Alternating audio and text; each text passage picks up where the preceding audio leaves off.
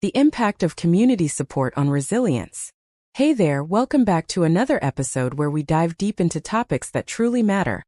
Not just for our minds, but also for our hearts. Today we're talking about something incredibly powerful, the impact of community support on resilience. Just the title alone holds so much meaning, don't you think? So let's take a moment to think about this. Have you ever been through a really tough time and somehow someone, maybe a friend, a neighbor, or even a group, helped you hold on just a bit longer?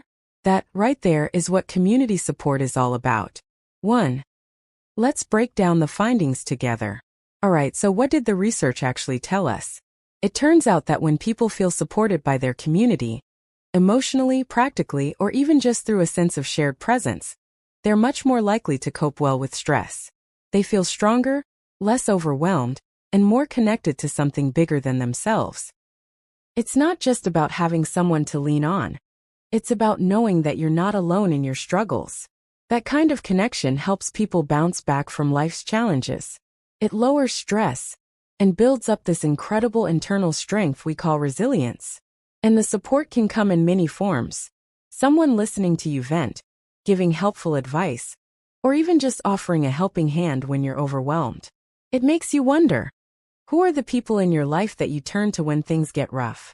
2. Theories that back this up. Now here's the fascinating part. These findings aren't random. They line up beautifully with some really strong psychological theories. For example, Bronfenbrenner's ecological systems theory says that we're not isolated beings. We're constantly influenced by the people and environments around us, especially those closest to us. So when that immediate environment, like your community, is supportive, it changes how you experience stress and recovery. Another relevant theory is the social support theory. It suggests that when we have strong social connections, we're better equipped to handle life's pressures. It's like having an emotional buffer that protects us from the worst of it. And then there's Luther and Sacchetti's work.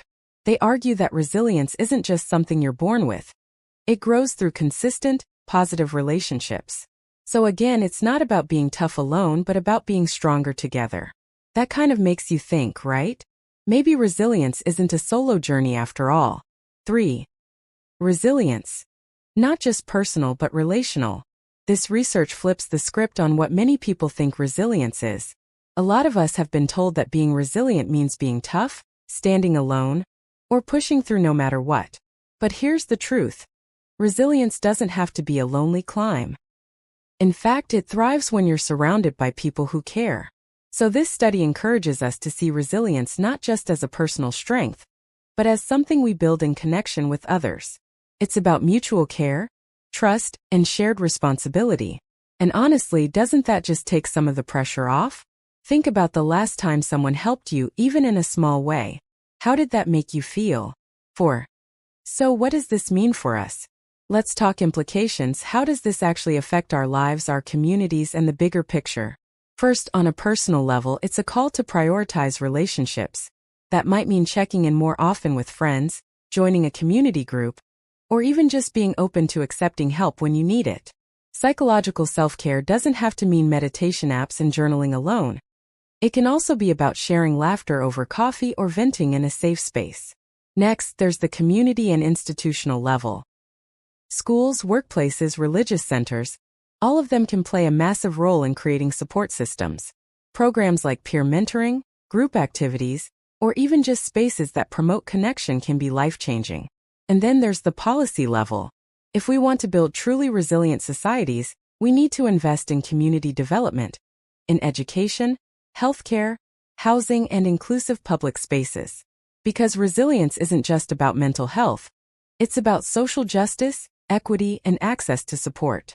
Now let me ask you, if you could redesign your workplace or neighborhood to be more supportive, what's the first thing you'd change? 5. What influences these results? Let's dig deeper. Of course, not everything is straightforward. The study also looked into what helps or hinders the power of community support. On the plus side, people who had strong, empathetic, and consistent relationships felt more emotionally stable. Cultures that value mutual support, where it's normal to check in on each other, saw even better outcomes. So clearly, quality and cultural values make a big difference.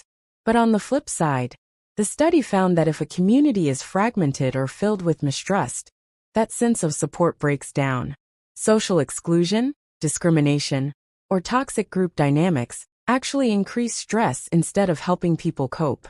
Also, people who have experienced trauma or struggled with trust might not be ready to receive support, even when it's offered with good intentions.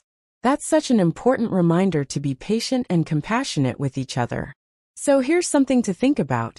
How can we help make our communities not just bigger, but kinder, safer, and more consistent? 6. Recognizing the limits, because no study is perfect. Now, no research is ever without limitations, and this one is no exception. For starters, the participants mostly came from urban middle-income communities. That means we can't assume the same results apply to people in rural areas or lower-income neighborhoods without further research. Also, because the data came from self-reports, there's always a chance of bias. People might unintentionally present themselves in a more positive light, or downplay their struggles.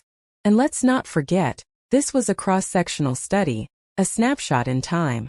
We can't fully understand the long-term impact of community support on resilience unless we follow people over years, through ups and downs. Oh, and one more thing, the study didn't explore digital communities. And in today's world, online spaces can be just as influential as physical ones. Think about support groups on social media, or Discord channels where people share their day-to-day lives. These are communities too. So what do you think? Do you feel more supported by the people around you in real life, or those you've connected with online? 7. What's next? Recommendations for the future. To get a clearer picture in the future, the researchers suggest a few paths forward. First, long-term studies. We need to see how community support and resilience change over time, especially during big life events like job loss, illness, or, well, a global pandemic. Next, cross-cultural comparisons could really open our eyes. Different cultures approach support and resilience in totally unique ways. Understanding those differences helps create support systems that are truly inclusive and effective. Mixed methods research, combining numbers with real-life stories, can also give us a deeper understanding of what support feels like, not just what it looks like on paper. There's also a big push for intervention-based research. Imagine testing specific programs in schools, offices, or hospitals to see what actually works.